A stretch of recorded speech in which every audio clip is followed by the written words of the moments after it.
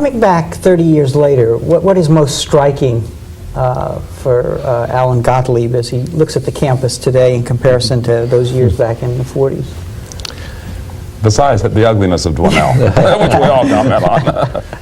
Well, what I recall, I guess, is there were two Berkeleys when I was here. There was the Berkeley, which was the undergraduate school of beautiful California, and I remember everywhere I went, a kind of homogeneous group of healthy and young people, very homogeneous, almost like out of a Andy Hardy movie of the 30s. I mean, everybody kind of looked the same. I looked like the foreigner, and which I was.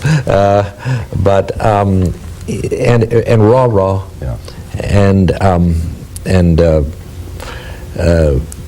sort of, you know, very much like your classic case of a typical, essentially small town. American campus. Superimposed on this was this extraordinary these graduate schools which had grown up, in which within, in physics and science and history, and which within a decade brought Berkeley up to the very forefront, to the top rung of universities in this country and the world.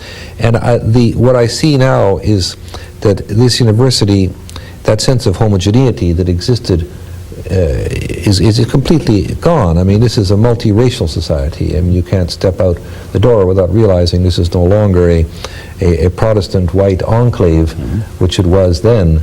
It is an enormously, it's like a huge, when you walk down the streets, you are like in a huge city somewhere where a city consisting of dozens and dozens of crossroads, and everybody seems to be crossing down those roads. It's as if you were pulling people out of every nook and cranny of the world. The diversity is astonishing.